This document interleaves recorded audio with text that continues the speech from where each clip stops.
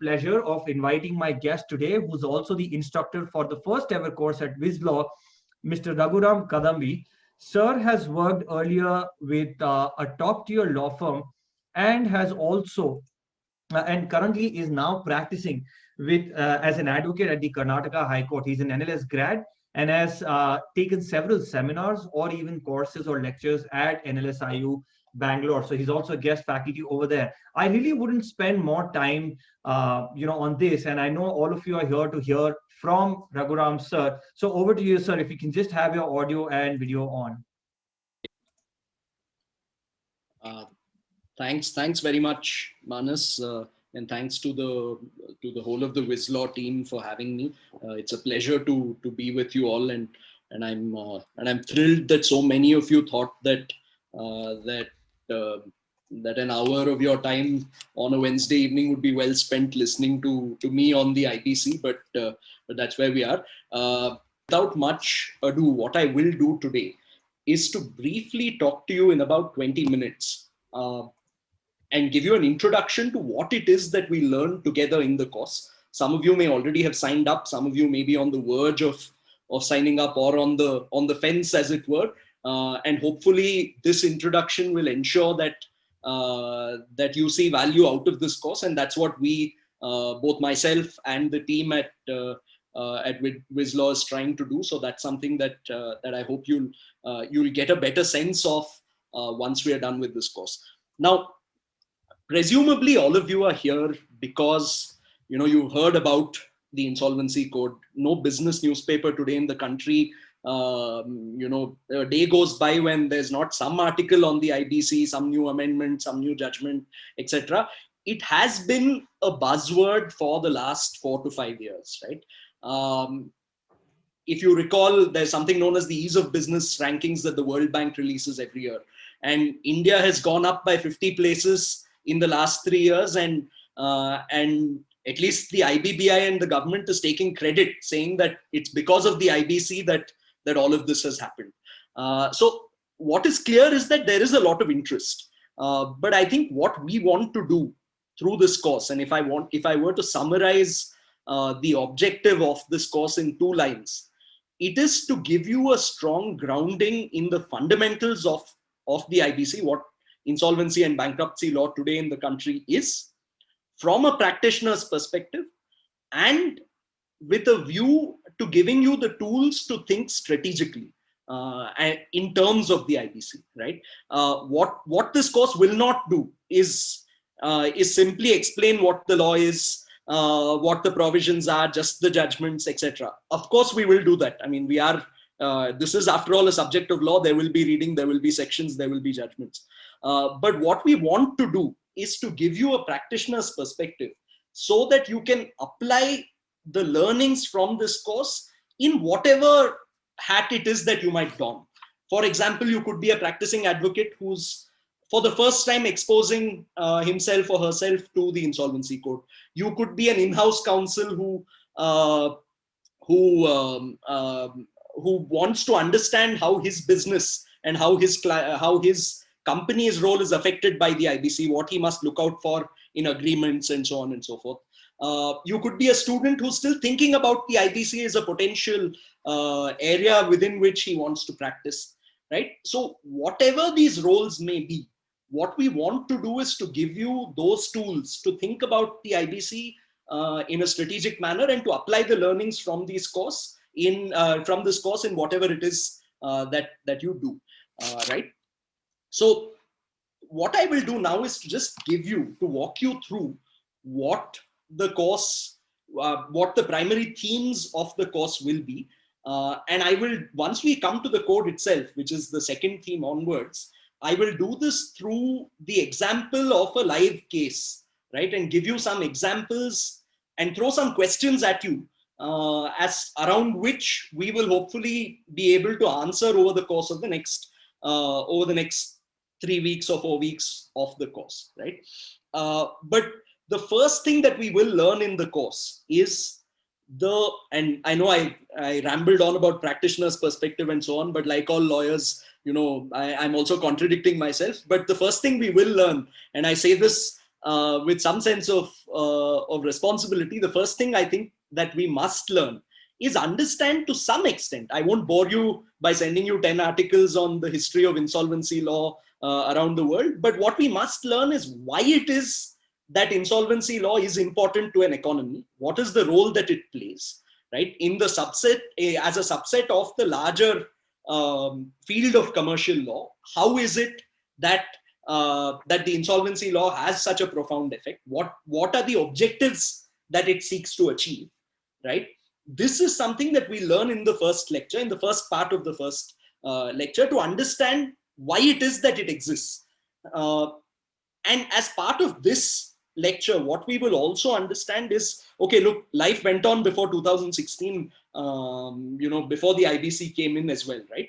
What are the laws that existed prior? What are the laws that exist alongside the IBC? Look, you cannot be just an IBC specialist and only know the IBC. You must also know what other laws it operates alongside, and what universe it forms a part of. So I will also give you a brief understanding of where it is that the IBC sits in the larger scheme of commercial law and how it operates alongside other areas. So the first introductory lecture will be to give you a grounding in the theory of insolvency law and why it is that it's so central and vital to an economy. And second, I will also help place the IBC in its historical context, which is it's not the first such legislation that has ever been enacted in India. There was the Sikh Industrial Companies Act. There are provisions under the Companies Act 1956 as well as 2013, which overlap with the IBC. So what I will try and do is to place the IBC in perspective, so that when we then get into the nuts and bolts of the provisions of the IBC, we will be able to better appreciate why it is that those provisions exist. And it's my firm belief that that it only takes you so far to understand why or what a certain provision is. You will truly able to appreciate it only when you know why it exists and in what background it was enacted in that particular manner. Okay, so that's the first theme. That will be an introduction that we will provide as a part of the course. Now, what I will do next is, while I take you through the provisions of the Insolvency Code, I will not tell you what all provisions I will be teaching, what chapters I will be teaching, but I will give you a live example of a matter that's in the NCLT. It's a fairly high-profile matter, which is the Jet Airways case. Right? You've all, I'm sure, heard of it. You've probably traveled through Jet, and you've probably lost miles and have cursed Jet. I have done, right? It is a fairly high-profile case that has gone into insolvency, and now the company is in a state of flux, right? So what I want to do is that through the example of Jet Airways, I want to take you through some of the themes of the Insolvency Code, right? That I will be dealing with in the course, right? So the first set of questions that we will be answering are what I call pre-admission questions under the Insolvency Code, right? We'll come to, of course, in the course, what is the admission of an insolvency petition, whether under Section 7, 9 or 10. But really the questions under the pre-admission stage are these, right? Now, you all know Jet Airways. Let's go back in time for a couple of years, right? You know Jet Airways, you know that it's a company that's struggling, right? That's in a state of insolvency, which is that its liabilities far exceed its assets, right? That's the state of insolvency that the company is in, right? There are various actors in the economy that you could potentially be acting for, right? For example, you could be advising a pilot who has been laid off and who's owed about 10 lakhs by Jet Airways, right? The question is, okay, can he resort to the IBC to file a petition in the NCLT? Does he breach the current threshold limits that are set out under the IBC? Perhaps, right? So the question is, who can file, right? If you're a pilot with 10 lakhs, can you file? Maybe, maybe not, right?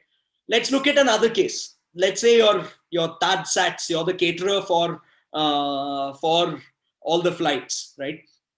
there's an outstanding bill of about 2 crores, but there is a dispute as to the quality of your service. I mean, we all know that airline catering is, less said the better. But let's say there's a dispute about the quality of that particular service provided, right? Can you still initiate?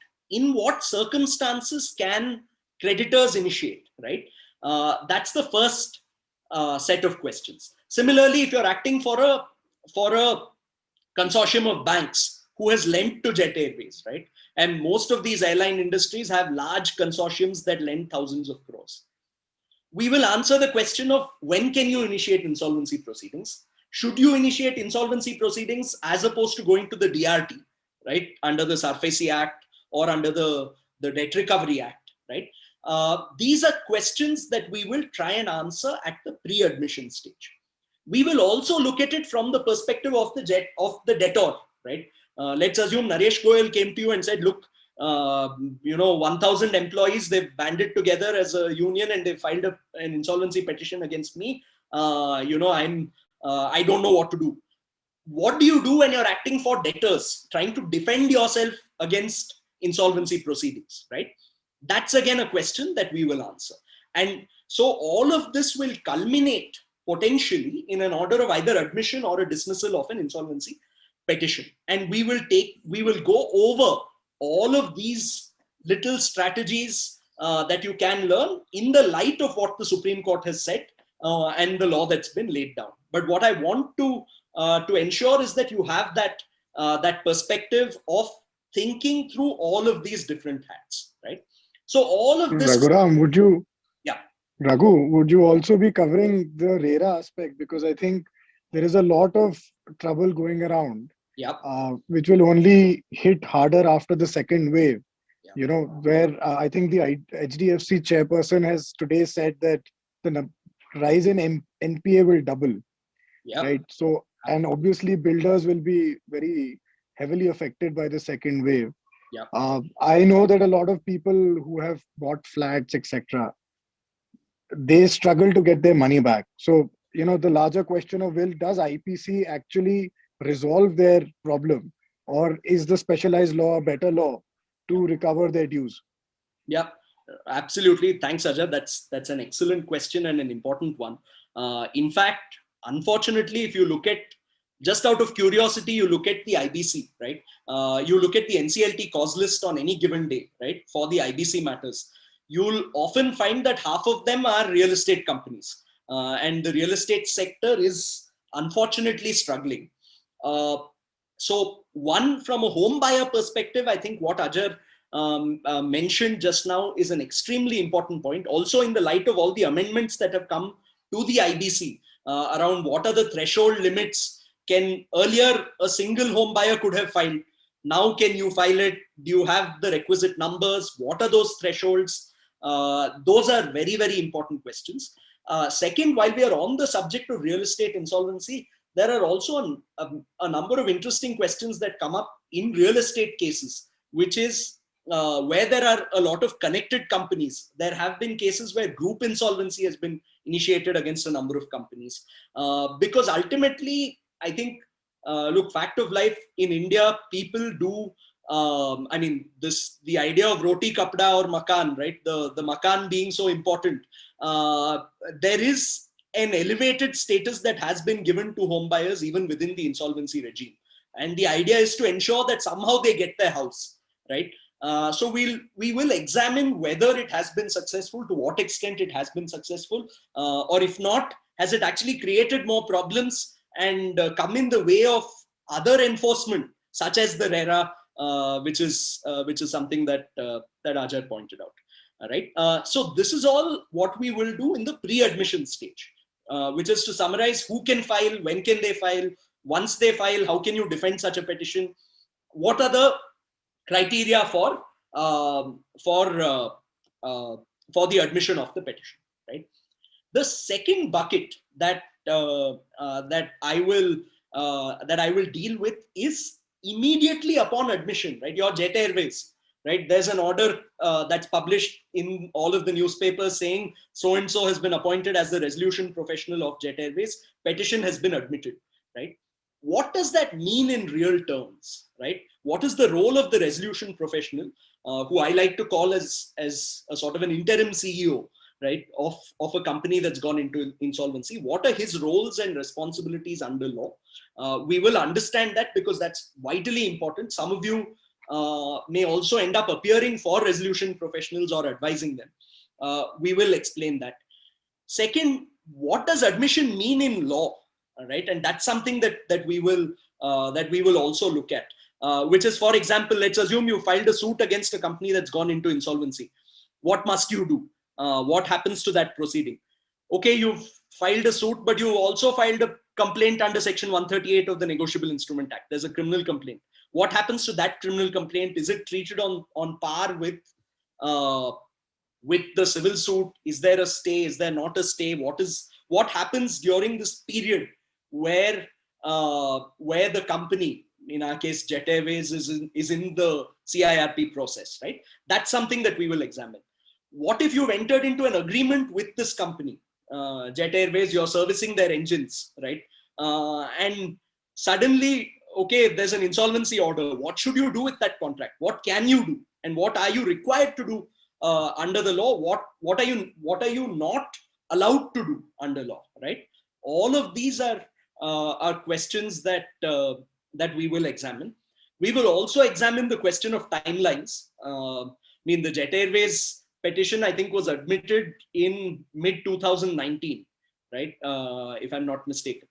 And now it's been 2 years. Of course, there's the pandemic. There is the Supreme Court judgment on limitation, all of that. But even so, what are the timelines under the code? Given that one of the major objectives of the code is to ensure that insolvency gets completed in as expeditious a manner possible. So we will look at that as well, at timelines under the code. We'll also look at questions such as, okay, once admission is done, can you go and settle with the party who's filed the petition, right? For example, let's say you as that caterer, Taj Sats, you went and succeeded. Petition was admitted in the NCLT. Naresh Goyal, 7 days after admission, calls you and says, look, I'll pay you whatever you want. Let's settle, right? Perhaps that is permissible. Perhaps that's not. Under what circumstances is it permissible? What are the requirements that have been laid down for withdrawal of proceedings under the IBC? Settlements that can take place, and if so, under what circumstances? That's again something that we will look at, right? This is what happens immediately upon admission, right? Once we are through with that, the next step is what happens to the company itself. Who is the main decision-making authority that operates under the IBC? Right? Once the company goes into what is known as the Corporate Insolvency Resolution Process. The answer to that is the Committee of Creditors, right? You may be, for example, advising the largest creditor of a particular, of Jet Airways. For example, you're for SBI, let's assume, right? And SBI is a part of the Committee of Creditors. What can you do strategically as part of the COC? What are the decisions that fall within your domain as the Committee of Creditors? What can you influence? What can you not, right? Second, if you are, for example, if you're a large operational creditor, right? Let's assume you're a supplier to Jet Airways. You've supplied engines, right? For example, in the Kingfisher case, as an aside, it was the engine supplier, a French company, who eventually initiated insolvency or winding up proceedings under the old act and succeeded. Right? Let's say, for example, you're a very large creditor. You may not be a bank, but you may still be one of the largest creditors while being an operational creditor, right? So what in that case can you do? Do you have any say at all as a part of the Committee of Creditors? If so, to what extent and what limited extent? We'll also look at the meetings of the COC, what needs to take place, because a lot of strategic calls happen at such meetings. So we will explore all of that. Immediately thereafter, we will delve into the resolution plan process, which is really what the IBC's central thrust seems to be, which is that you allow parties to come in and take over insolvent companies and to turn them around, right? So we will look at, for example, in the Jet Airways case, some of you may know there's a UK-based consortium that's bid for Jet Airways and has succeeded. I mean, succeeded in that the COC has approved it, the NCLT has not yet, right? Now, what are the things that you must do? Say, for example, let's assume you're a corporate lawyer who's advising them on the acquisition side, right? The potential acquirer, this UK-based consortium. What are the things that you can do? What are the things that you cannot do, right? When you're drafting a resolution plan, right, which is part of the bid, what are the things that you must bear in mind, right? We will look at live examples. I will take you through some resolution plans that I've worked on once redacted, and we'll work on certain clauses and look at what is permissible and what is not permissible, right? And we will also go through the entire process of right from expression of interest to ultimately the order being passed by the NCLT approving a certain resolution plan, right? The other thing we will look at is, let's say you're the same UK-based consortium. The committee of creditors has approved it through 99%, but the NCLT says no, look, you've not given enough money to the employees, and so we reject the plan, right? What do you do in that case, right? What is the scope, in other words, of judicial review of the decisions that are taken by the committee of creditors, right? This is another important question that we will answer while going through the CIRP process, which ultimately culminates in one of two things: either the revival of the company, right, or potentially the liquidation of the company, right? If you successfully revive, what are the things that you can do? What are the things that you can't do? And if for example, you don't adhere to the provisions of the resolution plan, what are the consequences that follow? This is also something that we'll look at, right? If the resolution process fails, right, and you do go into liquidation, we will then look at the process of liquidation and how does it in fact work. Here there are 3 or 4 issues that I will deal with in some level of depth, right? For example, you could be acting for a large bank, right, who, in addition to being part of the COC, also has a security over some of these assets. Say some properties are mortgaged. Then what can you do in the liquidation process? Can you stand outside the liquidation process as a secured creditor? If so, then under what circumstances can you do so? Next, we will also look at what is known as the waterfall mechanism, right? Ultimately, when a company goes into liquidation, in 99 out of 100 cases, it doesn't have enough money to pay everybody. If it had enough money to pay everybody, it would not be in insolvency, it would not be in liquidation, right? So when there is limited money and there are a greater number of creditors who are knocking on the door of the liquidator to get paid, what is the order in which that payment is due to be made? That is known as, in other words, the waterfall mechanism. How is that waterfall different from what existed under the Companies Act? These are all questions that we will answer. We will also answer the question of, okay, you are unhappy with the decision of a liquidator, of a particular liquidator, say rejecting a claim. What is it that you can do? Under what circumstances can you approach the NCLT? Or, for example, you are a third party whose assets have been pulled into the liquidation estate, right? What are the remedies that you have, right? All of these are questions that we will look at in the liquidation portion of the course. The last section are what I like to call miscellaneous themes, because these are all interesting questions. Some of the questions that Ajar raised on RERA, on conflict between 2 special statutes, what happens, etc. These are questions that we will look at. We will also look at what are known as preferential transactions, right? Now, very often what happens is that companies that go into insolvency, the promoters try and transfer money out to either their related parties or to their literal relatives and so on, just to make sure that they keep the money safeguarded from the liquidation estate, because then they have to pay all the creditors, right? So what are those transactions that can be challenged at a later date, right, by the liquidator? We'll look at the penalties that are prescribed under the code for such preferential transactions. We will also look at the question of 29A under the code, which is that can a person who was a promoter of a company when it went into insolvency, in our case, I mean, let's take Naresh Goyal again. In what circumstances can this gentleman himself come back and place a bid, be a resolution applicant, submit a resolution plan, and come back, right? There's enough case law on this. There have been amendments to the section as well. There's also a moral question, which is, should you let, this is the same chap who let the company go down, should you let him come back again and give him all of the benefits under the insolvency code?